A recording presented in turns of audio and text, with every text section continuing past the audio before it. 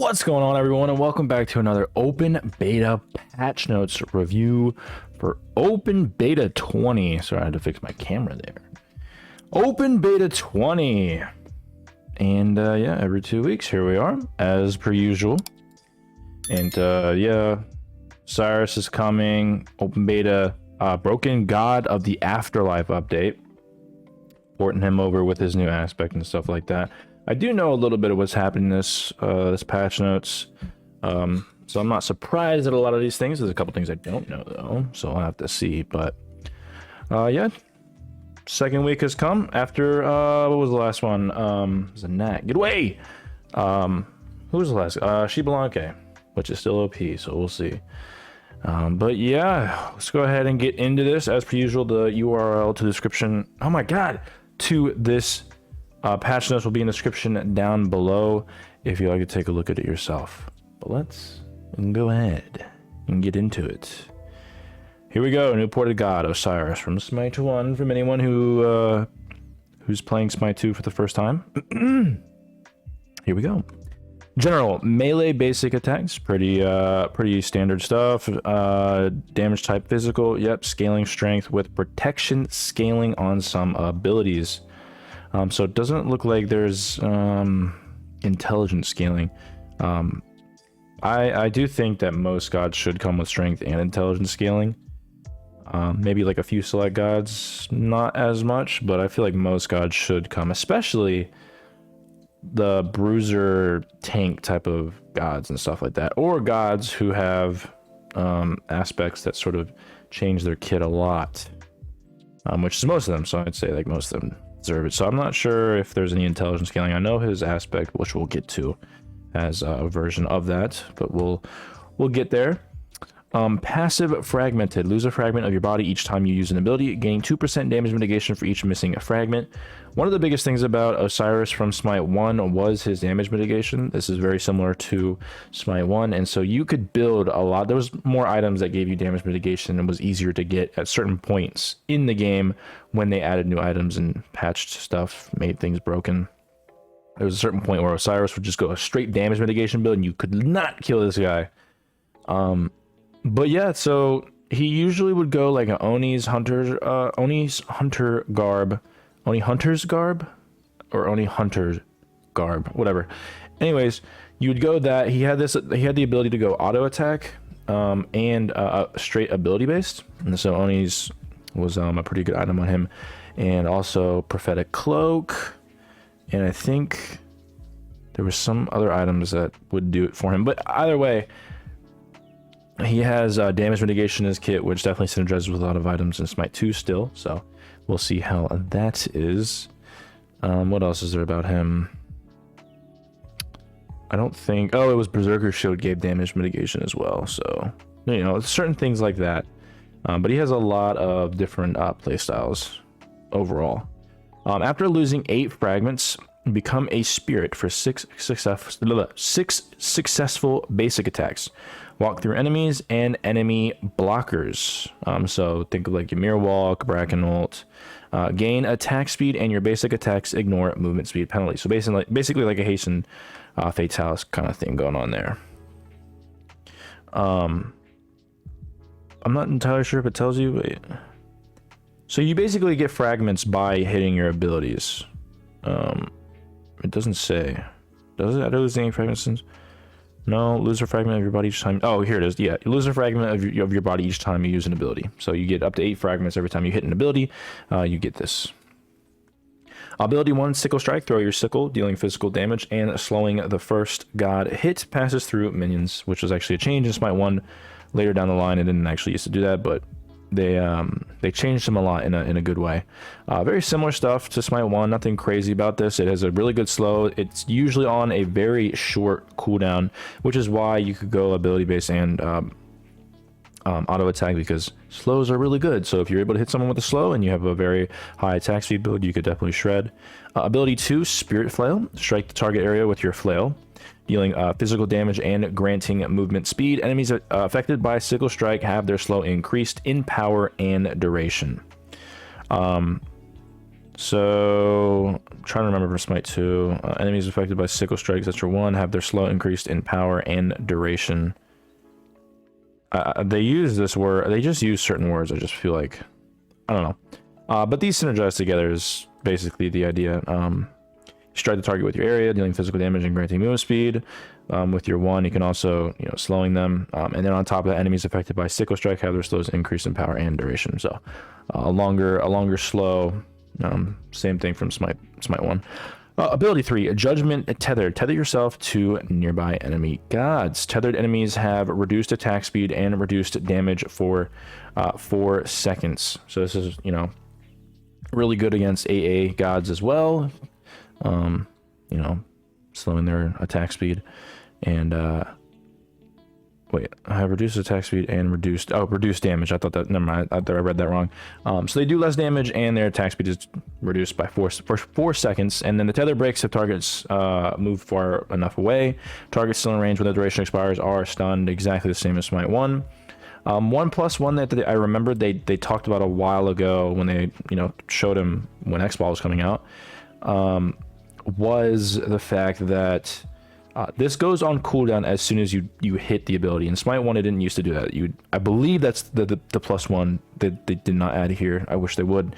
But as soon as you use your 3, it goes on cooldown. Whereas in Smite 1, it didn't used to. As it would only go on cooldown after the 4 seconds was up. So from my understanding of remembering what it was, the +1s. I think there's a couple other +1s too, but I can't quite remember.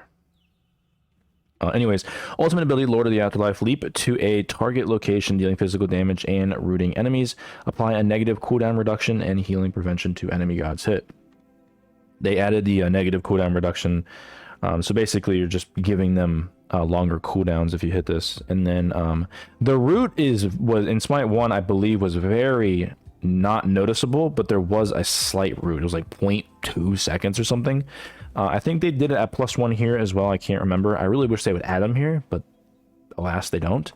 And then on top of that, yeah, he does have healing prevention, very similar to like Odin ult, which is very good in a meta where there is no anti-heal in terms of items. On use, immediately gain maximum fragment stacks. So this stacks with your passive, you getting a lot of damage mitigation as well as your hastened effect. And that's basically him. Almost exactly the same. Again, he has a very he has a lot of different avenues in terms of build paths. So there is going to be a lot of items like Berserker Shield, Glad Shield, Onis, Genjis, Shoguns. Like all these items are very good, and you can definitely mix and match. So he's going to be definitely a fun one to play. And maybe not as fun to go up against depending on his build and stuff. We'll have to see how good he is. There's a lot of for example, like I was thinking about this, you could go full damage mitigation, you go prophetic, Onis, and then like you could, if you played with like a Jormungandr aspect could help you with that too. And so you'd have a lot of damage mitigation. We'll have to see how pragmatic a kind of build synergy would be, but that would be a fun thing to do. All right, on to his aspect. We have aspect of the fragmented. Good job. Releasing October 10th. They need to put their shit in Grammarly. Abilities now scale with intelligence only. This is releasing on Friday, I believe. Fragments are lost passively on casts. And on ability god hits. Now, that doesn't read right. I think it's supposed to say fragments are lost passively, comma, on casts and on ability god hits, from what I remember. Osiris games, holy shit, high res. Brother. Gains % damage dealt or damage mitigated based on how whole he is. So he's going to get a % damage increase when he is whole, meaning without his fragments. So if he has or if he has 0 fragments taken off his body, so I think 0 out of 8, he's going to get damage increase %. And then if he's fully fragmented, so every time you get fragments by being passive through your passive on casts or on ability god hits upwards to 8 out of 8 fragments, then you're gonna get damage mitigation. So it's sort of like a pendulum thing. If you're fully fragmented, so whole, or fully fragmented, it's confusing, I know. Or maybe I'm making it confusing. When you're whole, not having any fragments, then you're going to get percentage damage increase. If you are fragmented at 8 out of 8, then you will lose your damage percentage increase, and you'll increase your damage mitigated. They didn't fucking do this right. Sickle Strike has no cooldown and cost 4 fragments. So again, you know how you gain fragments passively on casts and on ability god hits. Well, now your one no longer, which is Sickle Strike, no longer uses mana. I don't believe it uses mana. I believe it uses fragments. 4 of your fragments. So you're able to actually just spam out your one like twice if you hold your fragments. It's not hard to get your fragments either. As I said, it increases on your passive or passively. Next up, your Spirit Flail, which is your 2, consumes Sickle Strike for bonus damage, but no slow. And then finally, Lord of the Afterlife summons a slowing, damage-dealing specter you no longer leave to location. So basically, it's like a 2. It's like your 2, just you throw out like a version of yourself in your ult and does damage and stuff like that. I made sure to pull up an example of what it, because it reads better on this. Here, let me pull this over. Actually, no, let me just do something. Hold on. Let me screenshot this.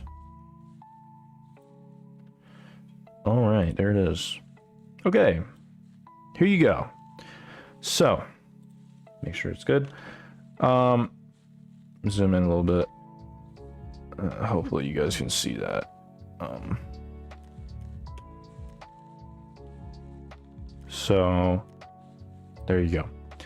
Fragmented. This is in his aspect. You lose a fragment of your body every 4 seconds on ability use and on god hit with an ability. That's how they fucked it. They fucked up the patch notes, my god. And you restore your body by using Sickle Strike. So while your body is whole, so that means you have 0 fragments, so 0 out of 8 fragments, I believe, you gain 16% damage dealt increase. Each fragment loss removes minus 2% damage dealt, but grants 2% damage mitigation. So basically, like I said, it's like a swang in between. So if you use all of your abilities, you're 0 out of 8 fragmentations, so you're whole, you have 16% damage dealt increase. So any damage you do, you just increase your damage by 16%. Every time you passively increase every time you increase or / lose a fragmentation of your body, you will gain 2% damage mitigation and less damage dealt. You won't have as much damage dealt. So if you have 8 out of 8, you will have 16% damage mitigation and 0% damage dealt, and vice versa with either or. If that makes sense, I hope. The patch notes here did this shit injustice as fuck, I'm gonna be honest. On top of the fact that there's so many fucking typos, it's absolutely crazy. I get it. They are understaffed. I still believe they're still understaffed. But you could just put this into Grammarly. I don't know. Grammarly takes your shit or ChatGPT. Put it in ChatGPT. I don't know. Whatever. That's his aspect. Hope that made sense. Let's move on. New aspect. Loki, new aspect. Aspect of Agony. Loki's previous aspect was underperforming and failed to hit the mark of making him a viable support or solo. This new replacement aspect is intended to fill that niche. Vanish no longer grants stealth. Its attach now inflicts blind instead of bleed. So that's his 1. Agonizing visions can be cast on the allies, providing damage mitigation while slowing enemies. So think of Raw 3 in that version. Similar to that, I mean. And then behind you, now deals bonus damage scaling with your health and protections rather than a percentage. Instead of its percentage ion crease. Thanks, Hi-Rez. Jesus Christ. It's just pure laziness. I mean, I know they're understaffed and stuff, but I feel like this is just laziness.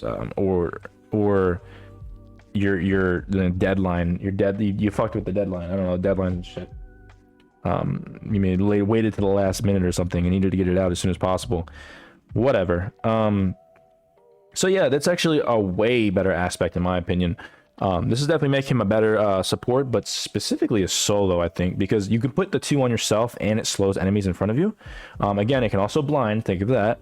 And so you're able to use your 3 and it scales off of your health and protections. We don't know how much it is until we get into the game, or maybe we do know and we have a screenshot of it, but I don't have it right now on me. But you know, building like Glad Shield, Yogis, all that other good stuff, you know, will scale with his 3 now, which is good synergy with his kit. So he's definitely going to be a way better aspect than before. I'm super excited about playing that. He's going to be way better in Joust too. New Wandering Market Travelers, the Misdiagnosis Neath Traveler. They changed a lot of his skin and added prisms, which is pretty cool. Sentai Mulan Traveler, more prisms and stuff like that, which is pretty cool. Slaughterhouse Chalk they're bringing back. Got some pumpkins and stuff like that. Wandering Market coins, stuff like that. It's pretty cool as well if you want those cross-gen skins, I believe they're called, right? They don't say, but I believe they're cross-gen because they're in Smite 1. Next up, we got Wandering Path, new reward system, which I'm super excited for. Finally could use my coins. They actually mean something. They did mean something before. It was just that you had to buy the paths and stuff, which just I didn't feel like doing because they stopped doing the cooler ones with like new skins and stuff like that and tiers and whatever. Anyways, Wandering Path. Wandering Market levels are now reflected on Path with a visible level number. Each level continues to grant Wandering Market coins at the past rate.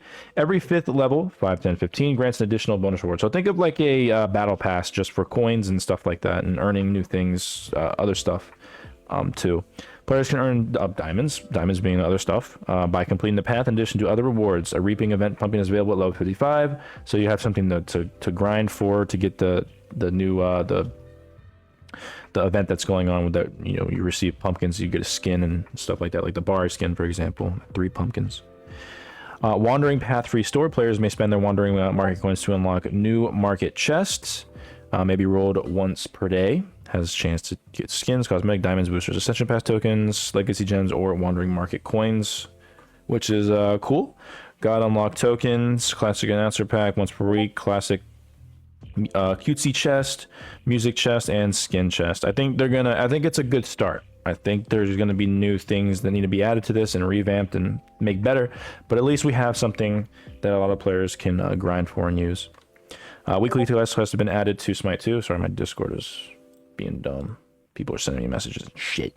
This grants Wandering Market coins after playing 4, 8, and 16 games each week. So cool things to incentivize people to come back and actually play the game to unlock shit.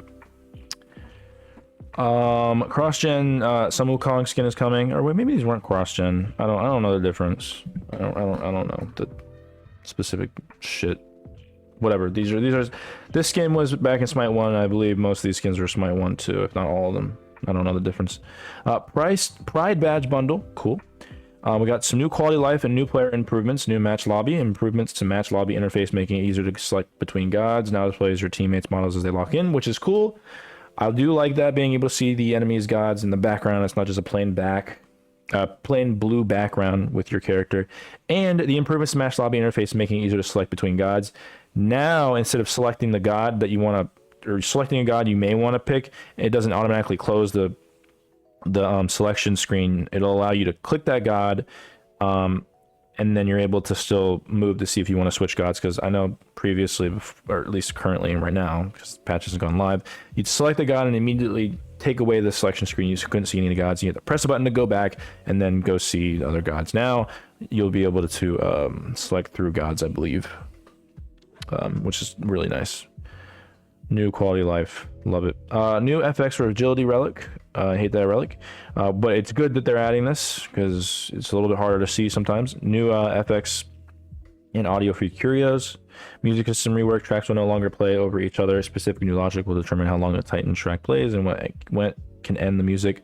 Alternate hit marker sounds have been added for crits, ticks, and wave clear, which is cool. I like that. Just makes you feel like the game is just, the nuances in game make it better, I feel like. And then finally, code for the profile UI has been rewritten for increased performance. Okay. So yeah, all that stuff, I do like that a lot, and I'm glad they're still paying attention to that stuff. On to game modes, we have Conquest. Titans are no longer immune to damage from critical strikes. Ooh. Now take 50% less damage from crits, though. Okay, we'll see. I feel like Titans are... I don't know. Titan is a little iffy in my opinion. You either just destroy the thing or it destroys you. I don't know. Rank Conquest. Simultaneous rank bans are now implemented. Each player will be able to ban one god, bringing the maximum number of potential banned gods to 10. As a result, players must now own 20 gods to participate in Rank Conquest. This is what we did in Smite 1. If you guys do or don't remember, every person would be able to click one god, which also means that there could be overlapping in gods, depending on that too. So be careful about that. We can't really be careful, but be aware of that. Arena and Joust pacing changes have been made to reduce the length of matches in these modes. I don't know why they didn't add what specifics they were here, what the changes are, but I believe the gold spooling and XP is increased. Don't know how much or if that's even accurate anymore, but either way, the length of the matches are going to be shortened in some way. Thanks, Hi-Rez, for not letting us know, but whatever. And then finally, we got in the God balance. This is what we're talking about. Yeah. Ares nerf, no escape. This ability no longer cripples. Sorry, Ares lovers, but this shit was just absolutely annoying. You couldn't use and because it wasn't in Smite 1. In Smite 1, you were able to, he would ult you, you were still able to use abilities, getaway abilities to, whatever, to get away.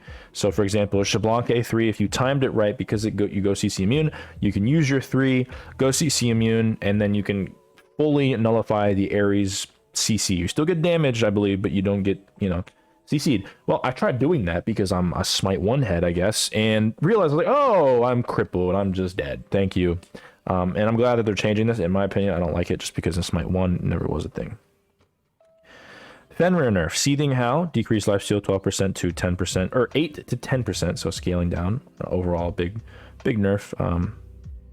This ability description was incorrectly listed to be providing 20% lifesteal. Jesus. And an aspect of loyalty, Seething Howl, decreased lifesteal from 12% to 8 to 10%.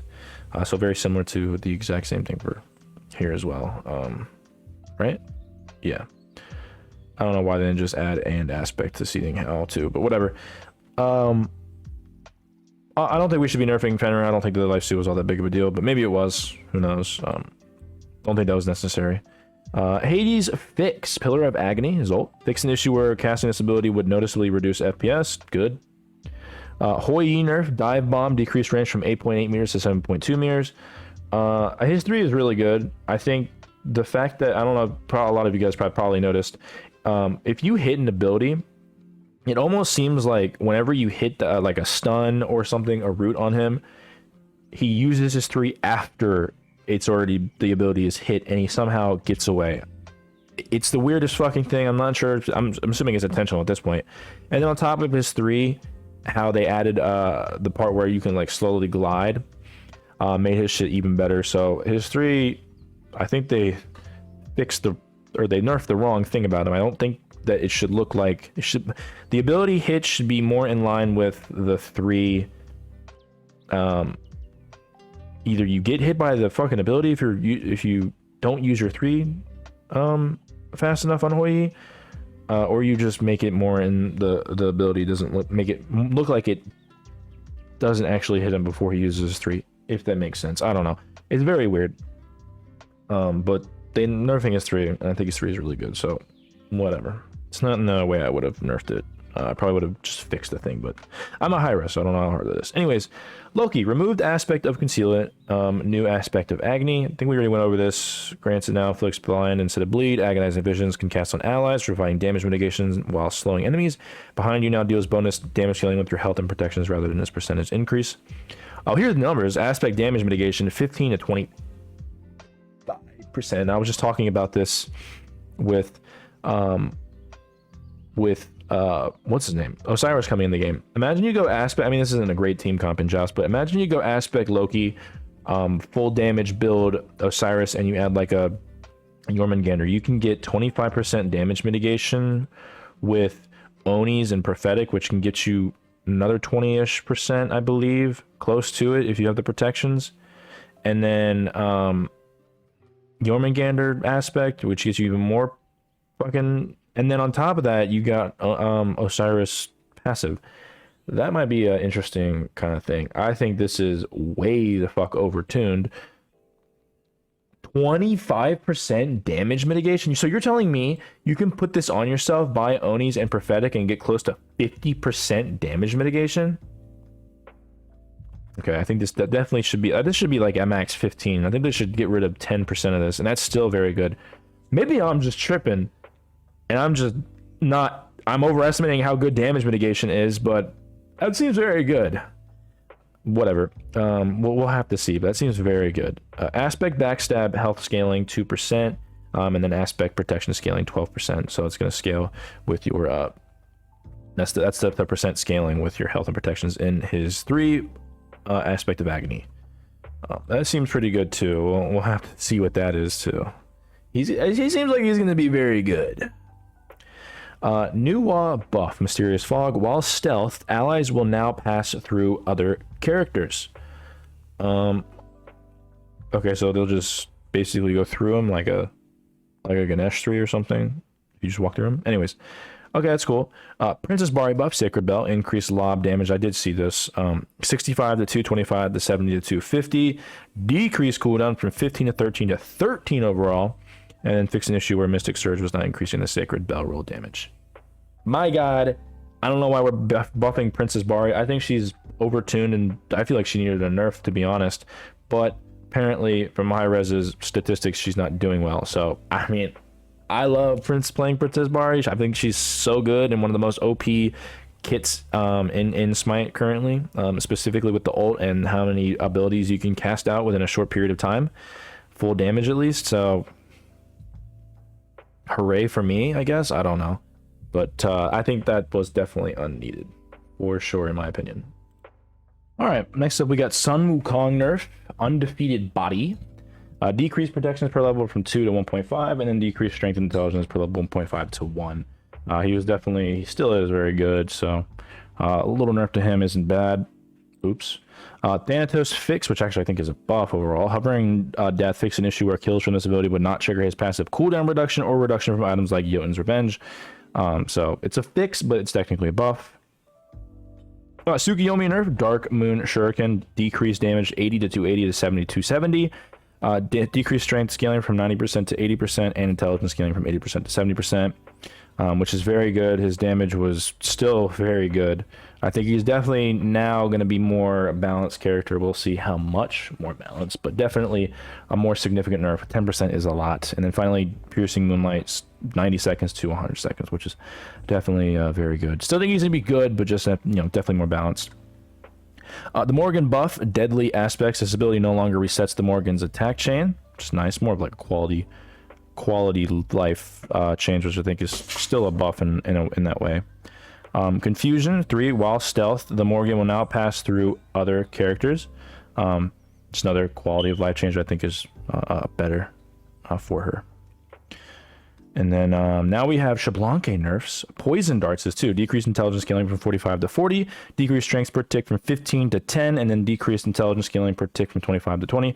Definitely the right nerf. His 2, if you guys are not aware, is absolutely ridiculous, specifically in his aspect version. I don't think 5% per tick is going to be the best, but I think it's definitely a step in the right direction.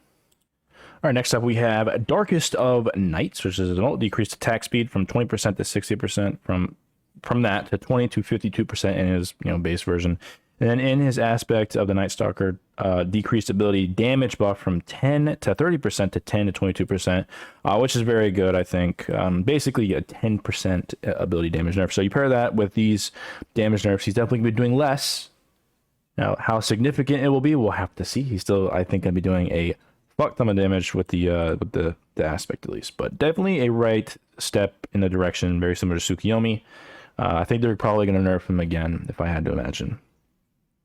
Finally, we have the item balance. Not too much here, but like I said, a lot of things are balanced, I feel like, for the most part. A couple things here and there, but overall, things are in a pretty balanced state, if I had to state the current meta and stuff. So, Learning's Bow, nerf, decreased damage from 50% to 40%, increased cooldown from 20% to 30%, 30 seconds, sorry. Learning's Bow was definitely very good. I'm not mad at the nerf, but, you know, I think it needed a nerf, but I'm okay with it.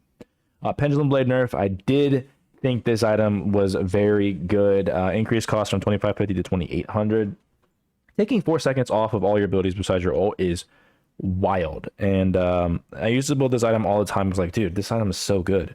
You're basically getting yourself 2 sets of abilities, you know, depending on your cooldown. So I think that's it's definitely a good change, but I did like picking up this item a lot. Polynomicon nerf, decreased intelligence scaling from 65 to 60, and then increased cost by 150. I'm not mad at that, especially with the fact that Poly doesn't have an internal cooldown. I think that's not terrible. Rip Talon definitely needed a nerf. Decreased attack speed from 25 to 20% and increased recipe costs to 900 to 1100. So 200 gold increase. I think that's definitely valid. Sanguine Lash nerf. The passive and active damage from this item no longer provides lifesteal. They're just nerfing the fuck out of this item. This has to be one of the most OP items that they had brought to the game. And they're slowly but surely nerfing the hell out of this item. It's becoming less and less valuable as it goes on. I think it's in a fine state right now, but I think the item itself, the way it is just so good that even when you tune down the numbers, it's still going to be very good. But we'll have to see. So now the passive and active damage from this item no longer provides lifesteal for you, which it did before, which is very good, but no longer. So next up, Vital Amplifier nerf, decreased attack speed per stack from 10% to 7.5%. So I believe it's 3 stacks, so that means 22.5 instead of 30%, if I'm saying that right.